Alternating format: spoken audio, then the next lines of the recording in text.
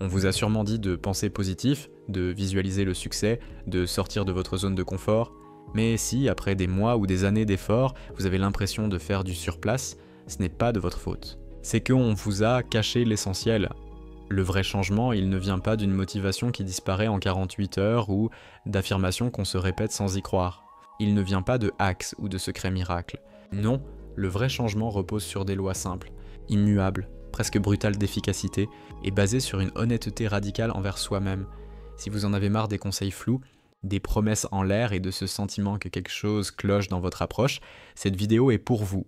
On va explorer ensemble les 10 lois non négociables du développement personnel authentique, pour enfin vous bâtir une vie qui vous ressemble, même si le chemin est inconfortable. Après des années à suivre les règles des autres, à me plier à des modèles de réussite qui n'étaient pas les miens, j'ai compris une chose.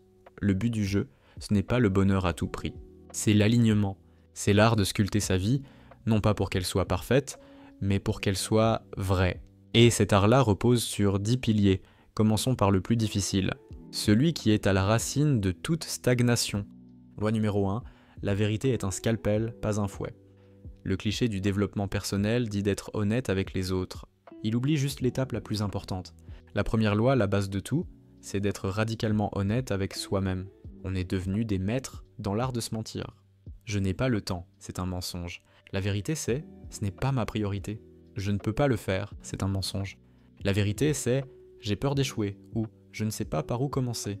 Mon travail m'épuise, c'est une demi-vérité. La vérité complète, c'est peut-être, j'ai accepté un job qui ne me plaît pas parce que j'ai peur de l'insécurité financière. À court terme, ces mensonges nous protègent, mais à long terme, ils nous empoisonnent. Ils nous enferment dans une prison confortable dont on se plaint, sans jamais voir qu'on a la clé dans notre poche. Pendant des années, je me suis dit que je procrastinais parce que j'étais fatigué ou débordé. La vérité, c'est que j'avais une peur panique de ne pas être à la hauteur. Le jour où je me le suis avoué, ça n'a pas été agréable. Mais pour la première fois, je savais qui était mon véritable adversaire. La vérité n'est pas là pour vous flageller. C'est un scalpel pour disséquer la réalité et poser le bon diagnostic. Et sans diagnostic, pas de guérison. L'action simple pour aujourd'hui, prenez un carnet. Notez une chose que vous justifiez avec une excuse. Et à côté, écrivez la vérité brute, celle qui pique un peu. C'est le premier pas. Loi numéro 2, votre vie est votre responsabilité. Cette phrase est dure, mais elle est incroyablement libératrice. Tant que vous blâmez vos parents, votre patron, le gouvernement ou les circonstances, vous leur abandonnez le pouvoir de changer votre vie. Vous devenez un simple passager. La deuxième loi, c'est d'assumer la responsabilité totale de votre existence. Ça ne veut pas dire que les événements extérieurs n'ont aucun impact. Bien sûr que si. Mais ce qui compte vraiment, c'est votre réponse à ces événements. Vous n'avez pas choisi vos cartes, mais c'est à vous, et à vous seul, de décider comment les jouer. Attendre que quelqu'un vienne vous sauver, c'est la meilleure stratégie pour rester bloqué à vie. J'ai passé une partie de ma vie à en vouloir à mon entourage pour mon manque de confiance. Je me disais que si seulement on m'avait plus encouragé, ma vie aurait été meilleure. C'était une illusion confortable. La réalité, c'est que j'étais le seul responsable de ne pas avoir posé les actes pour bâtir cette confiance. Le jour où j'ai accepté ça, la peur s'est transformée en pouvoir. Le ressentiment est devenu un plan d'action. Pour chaque problème, arrêtez de demander « c'est la faute de qui ?» Posez-vous la seule question qui fait avancer « quelle est ma part de responsabilité et quelle est la prochaine petite action que je peux faire pour améliorer les choses ?» C'est ça, la maturité. Loi numéro 3. Le temps est votre seule vraie richesse. On court après l'argent, la reconnaissance, les possessions. Mais la seule ressource qui soit vraiment limitée, non renouvelable et parfaitement égale pour tous, c'est le temps. Jeff Bezos dit « Vous et moi, on a tous 24 heures par jour. » La seule différence, c'est comment on choisit de les investir. Gérez votre temps comme la ressource la plus précieuse au monde. Parce que c'est ce qu'il est. Le problème, c'est qu'on le traite comme s'il était infini. On le donne sans compter aux distractions, aux gens qui nous vident, aux activités qui ne nous apportent rien. Chaque heure passée à scroller sans but est une heure que vous ne passerez jamais à lire ce livre qui pourrait tout changer, à lancer ce projet qui vous tient à cœur ou à être vraiment présent avec ceux que vous aimez. Voyez ça comme un compte en banque. Imaginez qu'on vous verse 50 000 € chaque matin et que le compte est remis à zéro chaque soir. Vous feriez tout pour dépenser chaque centime intelligemment. Ne les bradez pas, l'action simple, ce n'est pas de devenir un robot, c'est d'être intentionnel.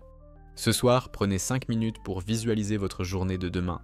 Identifiez juste 1 à 3 choses qui comptent vraiment. Et demain, Protégez le temps alloué à ces priorités comme si c'était un trésor. Loi numéro 4. Votre corps est le moteur de votre esprit. Dans notre société obsédée par le mental et la productivité, on oublie une loi biologique fondamentale. Le corps et l'esprit ne font qu'un.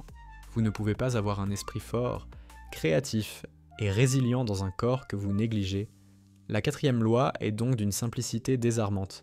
Prenez soin de votre corps avec la même rigueur que vous mettriez à apprendre un métier. Le sommeil, l'alimentation et l'activité physique ne sont pas des options de luxe. C'est la base, non négociable. Tout le reste est bâti dessus. Pendant longtemps, j'ai sacrifié mon sommeil pour gagner du temps. Je mangeais n'importe quoi pour être plus productif. Le résultat, anxiété, concentration en chute libre, créativité au point mort. Je pensais que c'était le stress, mais en réalité, je sabotais mon propre système nerveux. Rien qu'en réintroduisant un sommeil régulier et un peu d'exercice, j'ai accompli plus en moins de temps avec une clarté d'esprit que j'avais perdue depuis des années. Pas besoin de courir un marathon demain. L'action simple, choisissez un pilier et améliorez-le de 1%. Couchez-vous 15 minutes plus tôt, marchez 10 minutes à votre pause déjeuner. Buvez un grand verre d'eau au réveil au lieu d'attraper votre téléphone. Ces micro-changements, jour après jour, reconstruisent les fondations de votre vie. Si ces premières lois résonnent en vous, si vous sentez que cette approche est celle que vous attendiez, abonnez-vous pour ne pas manquer la suite. On a à peine commencé à gratter la surface. Loi numéro 5. Tout ce que vous voulez se trouve de l'autre côté de la peur. La 5e loi est une vérité que la plupart des gens ignorent. Tout ce qui a de la valeur dans la vie se trouve juste derrière un mur de peur et d'inconfort. Votre zone de confort n'est pas une forteresse. C'est une cage dorée qui vous empêche de grandir. C'est qu'on voit la peur comme un panneau stop, peur de parler en public, peur de demander une augmentation, peur de l'échec, peur du rejet. On croit que ce sont des raisons de ne pas agir. En réalité, la peur est une boussole. Elle pointe presque toujours dans la direction où vous devez aller pour grandir. Le courage, ce n'est pas l'absence de peur, c'est agir malgré la peur. C'est sentir la boule au ventre et y aller quand même. Le seul moyen de réduire la peur, ce n'est pas de l'analyser pendant des heures, c'est de l'affronter par l'action. L'action guérit la peur. L'inaction la fait grandir. J'ai eu une peur bleue de publier mon travail en ligne pendant des années, terrifié par le jugement. Cette peur m'a paralysé. Le seul remède a été d'agir. Ma première vidéo était imparfaite. Ma voix tremblait. Mais je l'ai fait. Et la peur a un peu reculé. Puis une deuxième. Et une troisième. Aujourd'hui, la peur est toujours là, mais c'est un murmure, plus un cri, qui paralyse. L'action simple. Identifiez une petite chose qui vous fait peur. Une seule. Décomposez-la en une étape si minuscule qu'elle en devient ridicule. Peur de créer du contenu? N'écrivez qu'une seule idée. Peur de la salle de sport? Mettez juste vos baskets et faites le tour du pâté de maison. Faites ce premier pas. Loi numéro 6. Apprenez en continu ou stagnez. Il y a cette illusion dangereuse que l'apprentissage s'arrête à la fin des études. Une fois le diplôme en poche, on se met à faire et on arrête d'apprendre. C'est le chemin le plus court vers la stagnation. La 6e loi est donc simple. Devenez un apprenant à vie. Pas de croissance possible sans un flux constant de nouvelles connaissances, de nouvelles compétences, de nouvelles perspectives. Votre vie actuelle est le résultat de ce que vous savez. Si vous voulez une vie différente demain, vous devez apprendre quelque chose de nouveau aujourd'hui. Le monde change à toute vitesse. Se reposer sur ses acquis, c'est prendre du retard. Lire, écouter des podcasts, se former, tester de nouvelles choses, ce n'est pas un hobby, c'est une nécessité pour rester pertinent et continuer d'évoluer. Mes plus grands déclics ne sont jamais venus du travail acharné, mais de la lecture d'un livre qui a changé ma vision des choses. Une seule idée, trouvée dans un chapitre, peut vous faire gagner des années d'erreurs. L'apprentissage, c'est le plus grand levier que vous ayez. L'action simple. Ne cherchez pas à tout savoir. Choisissez un seul domaine de votre vie à améliorer. Consacrez-y 15 minutes d'apprentissage par jour. Lisez 10 pages. Écoutez un podcast en allant au travail. Et ensuite, appliquez une seule idée. Une seule. La connaissance sans action est une simple distraction. Loi numéro 7. Simplifier pour amplifier. Notre société nous pousse à l'addition. Plus d'amis, plus de possessions, plus de projets, plus d'abonnements. On pense que plus, c'est forcément mieux. C'est une erreur fondamentale. La 7e loi est contre-intuitive. La croissance ne vient pas de l'addition, mais de la soustraction. Simplifier pour amplifier. Pour avoir plus de ce qui compte, il faut éliminer ce qui ne compte pas. Chaque relation toxique, chaque objet inutile, chaque notification qui vole votre attention, chaque engagement accepté par obligation est une ancre qui vous cloue sur place. Le minimalisme ne concerne pas que vos placards. C'est une philosophie. C'est appliquer un filtre à tout ce qui entre dans votre vie et se poser la question: est-ce que ça me nourrit vraiment? Est-ce que ça m'aide à avancer? Si la réponse est non, il est temps de couper. J'ai réalisé un jour que ma vie était devenue d'une complexité folle. Des dizaines d'apps, des projets dans tous les sens, des relations sociales qui me prenaient plus d'énergie qu'autre chose. J'étais occupé mais je n'avançais pas. J'ai donc fait un grand ménage dans ma vie. J'ai supprimé, annulé, dit non. Le résultat? Une légèreté et une concentration que je n'avais jamais ressenties. Croyez-moi, moins, c'est vraiment plus. L'action simple pour aujourd'hui. Faites une chose.